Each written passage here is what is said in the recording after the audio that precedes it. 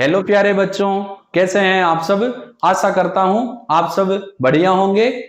ये वीडियो बनाने का पर्पज ये है कि मैं आप सभी को ये कह सकूं कि 12th केमिस्ट्री बोर्ड एग्जाम 2026 के लिए आपको ऑल द बेस्ट, मेरी तरफ से गुड लक। ईश्वर से प्रार्थना है कि सभी एग्जाम में जितने भी आपने एग्जाम दिए हैं उनसे सबसे ज्यादा अंक आपको केमिस्ट्री में मिले। साल भर आपने अच्छे से पढ़ाई की और बायोलॉजी के बाद जो 3 दिन का समय आपको मिला उसमें भी आपने अच्छे से रिवीजन कर लिया है, ऐसी मुझे आशा है। अब कई बच्चों को ये होता है कि वो रात भर पढ़ाई करेंगे, दूसरे दिन वो बोर्ड एग्जाम देने जाएंगे, तो उससे क्या होगा कि आप जब भरपूर नींद नहीं लेंगे तो पेपर को अटेम्प्ट करते टाइम आपका जो दिमाग है वो स्थिर नहीं रहेगा और उस कंडीशन में आप गलतियां करोगे। तो यदि आपने रिवीजन कर लिया है तो आप समय पर सो जाएं, अच्छी नींद ले, कल पेपर आपका अच्छा जाएगा। सेकंड, जैसे भी पेपर कंप्लीट होगा 1 बजे से पहले पहले आपको 12th केमिस्ट्री के बोर्ड पेपर के सॉल्यूशन मेरे यूट्यूब चैनल पर मिल जाएंगे। यदि आपने चैनल सब्सक्राइब नहीं किया है तो तुरंत सब्सक्राइब कर लें, ताकि एग्जाम के बाद जब आप अपने प्रश्नों के उत्तर मिलाना चाहें तो उसका वीडियो जैसे ही मैं डालूं आपको मिल जाए। सभी क्वेश्चन के आंसर आपको सटीक उत्तर के साथ आपको प्रॉपर टाइम पर मिल जाएंगे। अब जैसा कि टॉपिक मेंशन है कि आपको कौन सी गलतियां नहीं करनी है, मैंने पहले भी बताया है, पेपर ऐसे ही अटेंड करना है जैसे सबसे पहले आपके आएंगे एमसीक्यू प्रश्न। एमसीक्यू प्रश्न आते हैं आपके 1 से 18 तक।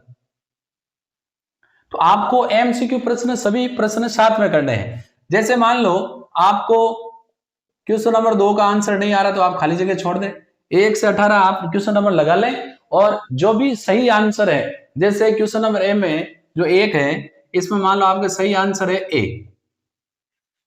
अब बाद में पता चला कि ये तो ए नहीं है, ये तो बे होना चाहिए, तो आपने ऐसे कर दिया तो पता ही नहीं चलेगा कि ए है कि बे। तो अगर आप ऐसा करें तो इसको ऐसे काट दें और अगर बे करना चाहें तो पास में बे ऐसे लिख दें और बे का ऑप्शन है। अगर आपको कंफर्म हो गया कि अब तो मैं बे ही रखूंगा तो आगे उसका जो भी ऑप्शन दिया गया है वो लिखें, लेकिन ऑप्शन तब तक नहीं लिखें जब तक आपको कंफर्म नहीं हो जाए।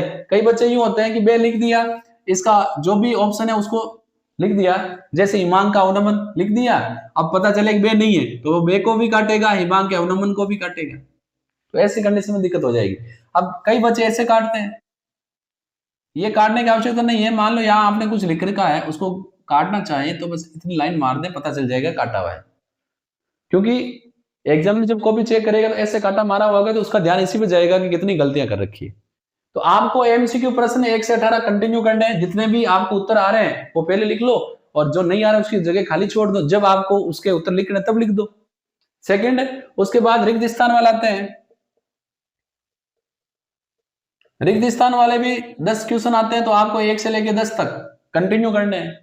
उसमें ऐसा नहीं है कि मान लो आपको 2 फिल इन द ब्लैंक्स के उत्तर नहीं आ रहे हैं तो आप बाद में लिखो, क्योंकि बाद में आप यूं लिखोगे क्वेश्चन नंबर 2 का ऑप्शन नंबर 4, तो चेक करने में थोड़ी असुविधा होती है और असुविधा होगी तो फिर आपको नंबरों में असुविधा देगा। तो आपको ये करना है कि एमसीक्यू 1 से लेकर 18 तक कंटिन्यू करने हैं, फिल इन द ब्लैंक्स 1 से लेकर 10 तक कंटिन्यू करने हैं। फिर आते हैं अति लघुत्तरात्मक।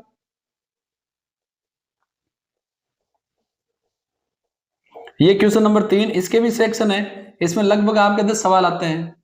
इसका भी आप प्रयास ये करें कि अति लघुत्तरात्मक भी आप साथ में करें। 1-2 सवाल के उत्तर नहीं आ रहे हैं तो आप उसके लिए 2-3 लाइनें खाली छोड़ दें। फिर इसके बाद क्वेश्चन नंबर 4 से आप जैसे मर्जी वैसे करें, लेकिन जो लास्ट क्वेश्चन है निबंधात्मक, इस निबंधात्मक प्रश्न में आपके एक तो आएगा चैप्टर नंबर 4 से, एक आएगा aldehyde ketone carboxylic acid chapter number 9 से, सॉरी 8 से। तो इसमें आपको ऑप्शन मिलेगा, इसमें भी आपको ऑप्शन मिलेगा। तो मान लो यहाँ क्वेश्चन लिखा हुआ है तो फिर और करके आपको एक क्वेश्चन और मिलेगा।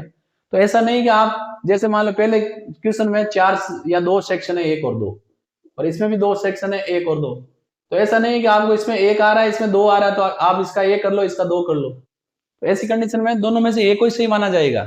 तो ऑप्शन वाले सवाल जब आप करो जिसमें निबंधात्मक में 2 क्वेश्चन आएंगे, दोनों में ऑप्शन आएंगे, ऊपर वाला करो तो केवल ऊपर वाला करो, और नीचे वाला करना तो केवल नीचे वाला करो, इन दोनों को मिक्स नहीं करना है, ये बात।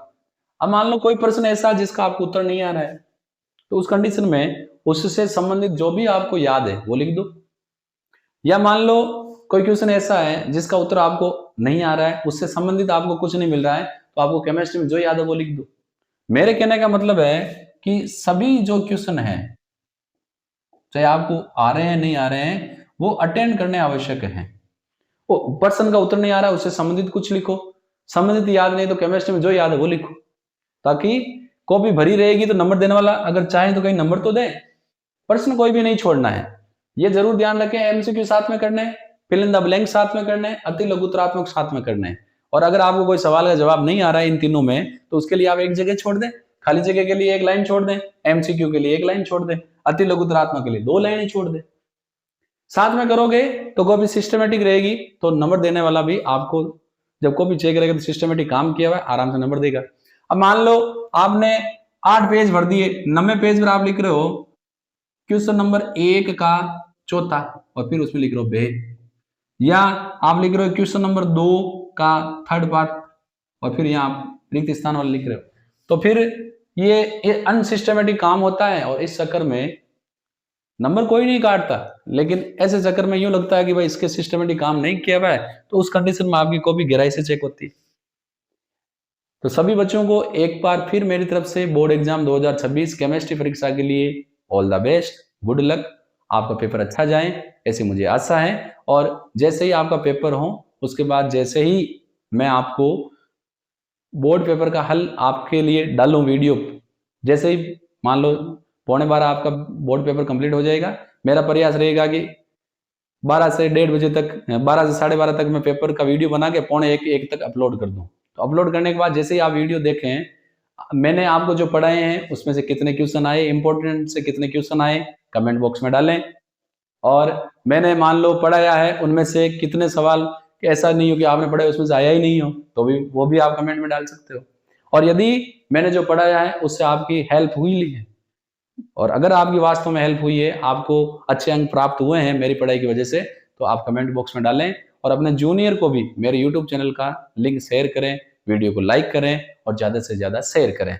अभी तक अगर आपने यूट्यूब चैनल को सब्सक्राइब नहीं किया है तो तुरंत सब्सक्राइब करें। तो हम फिर मिलेंगे बच्चों, धन्यवाद।